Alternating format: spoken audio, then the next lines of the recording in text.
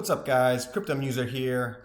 So I got some bad news to start this video off. I know yesterday I talked about how the SEC filed a motion basically for more time to make the argument that the Bill Hinman speech was actually part of SEC policy, and that now the emails and the draft of the speech should be protected under DPP, and Ripple shouldn't be able to see those documents. And I and many others in the XRP community were for sure thought that the judge would deny this request. But obviously, like anything in this case, nothing goes the way we think. And the judge partially accepted.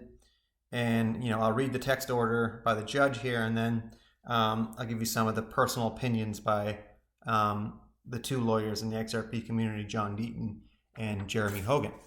So this is how the judge replied in a text. Only order Judge Netberg granted in part the SEC's request for extension of the time regarding reconsideration of her DPP ruling. The order provides as follows. The SEC's request is granted in part.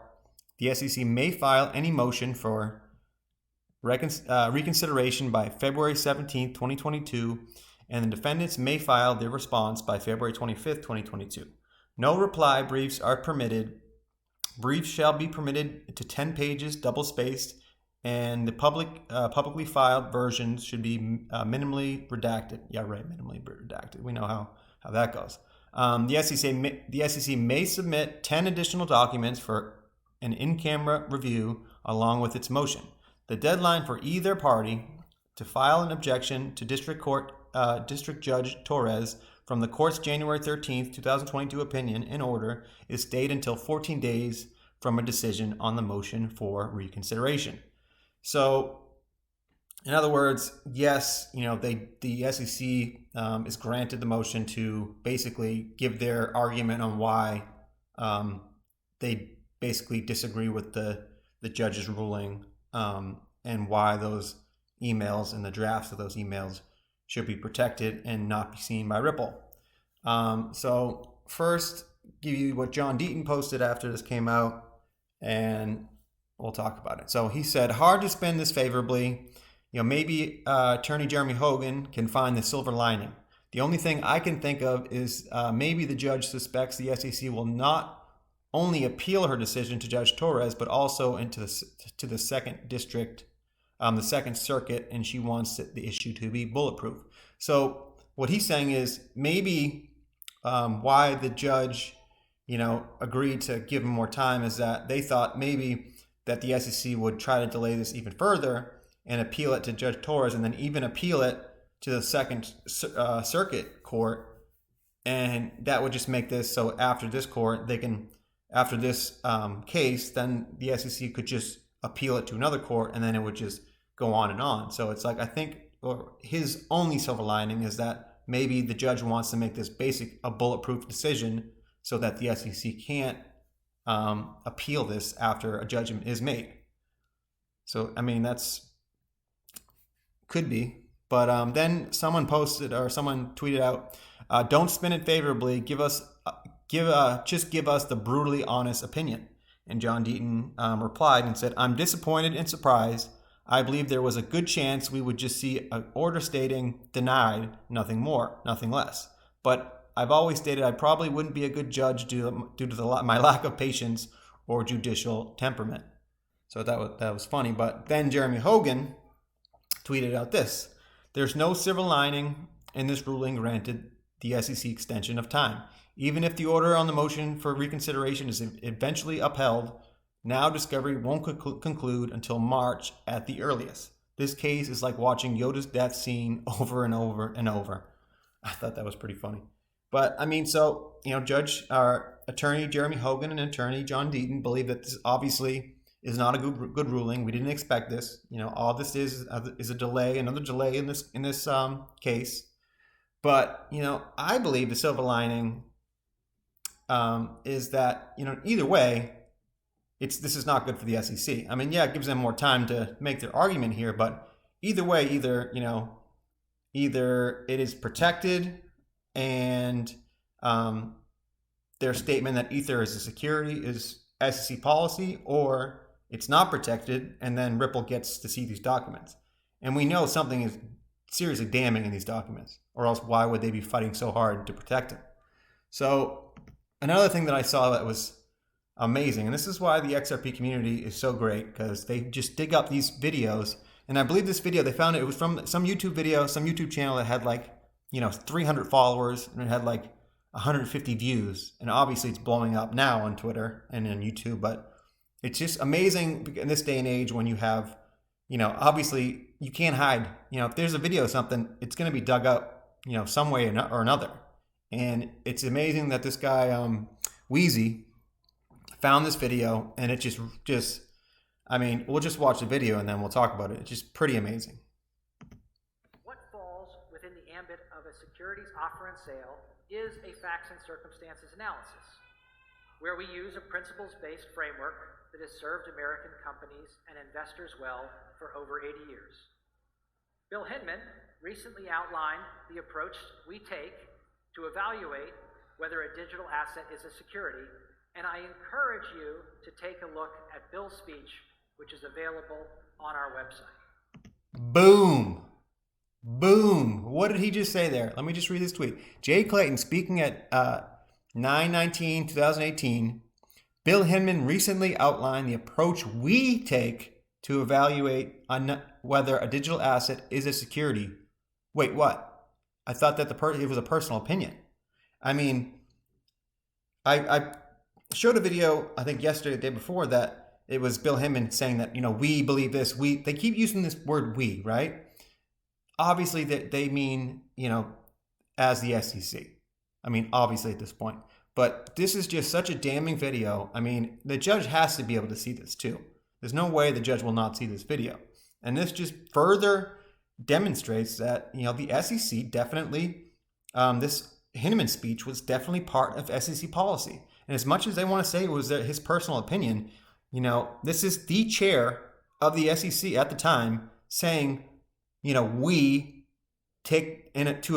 is what we take to evaluate whether a digital asset is a security.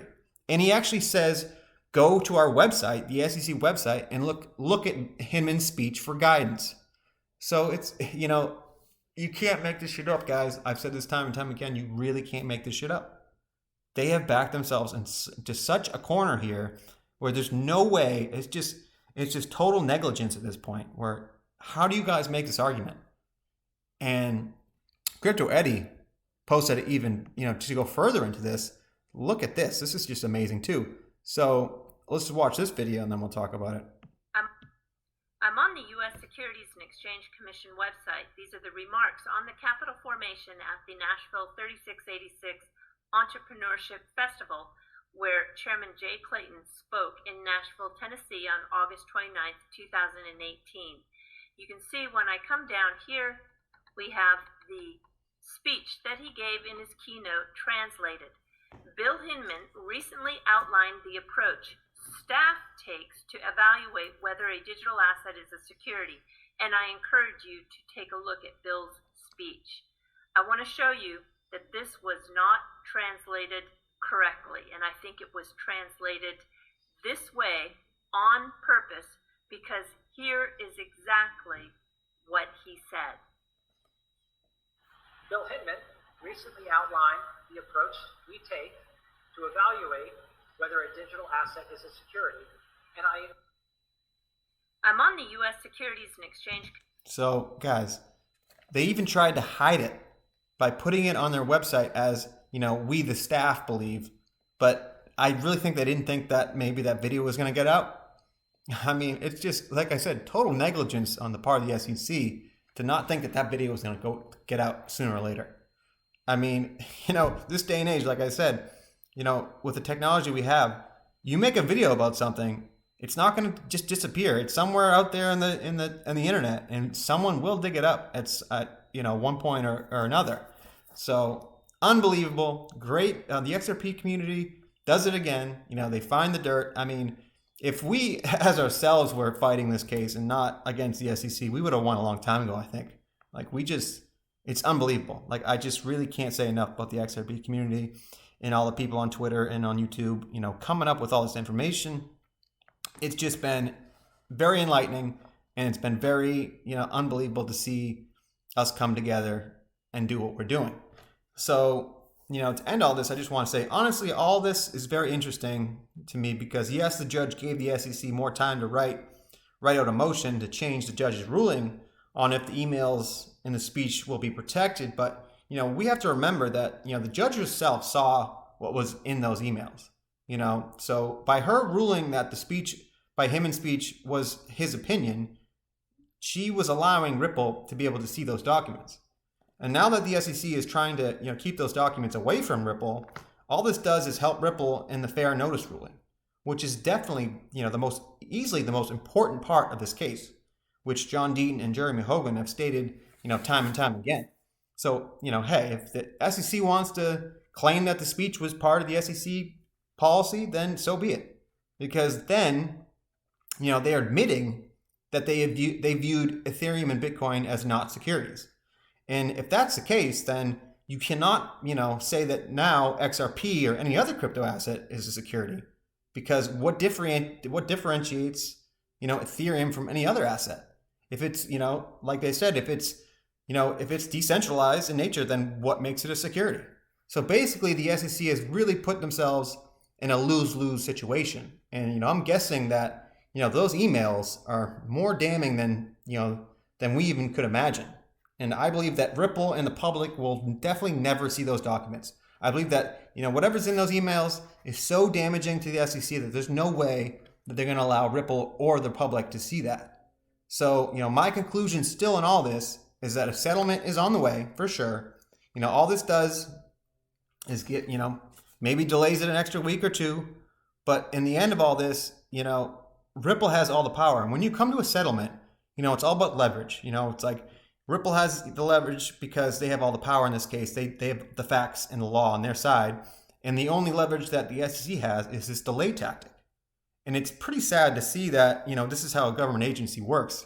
Just by delaying a case, hurting Ripple's business is the only tactic they have in this settlement. So like I've said before, it's bad. This case gets delayed, more. Like I said, we were supposed to be at the end of this by August of last year. And now we're sitting here almost February and we're still talking about this case. But, I look at the silver lining and I see, a settlement is coming. And, my belief is still that a settlement will come in the next weeks to a month. Sometime in February is what I'm thinking. And then I believe XRP will lead this market into an alt season. And I believe, March, April, May will be a huge, huge time in this market. So, guys, look towards the future. Forget about the past. Let's move on. And that'll be it for the video. But just remember, I am not a financial advisor. Please do not take anything I write or say as financial advice. This is for educational and entertainment purposes only. Guys, please like and subscribe. If you like and subscribe, it really helps the YouTube algorithm and gets grows my channel and really gets this information to everybody. I'm trying to do my best to get a video out every day because there's so much information out there and I'm just trying to get to you guys as quick as possible. So thank you guys and we'll see you on the next one.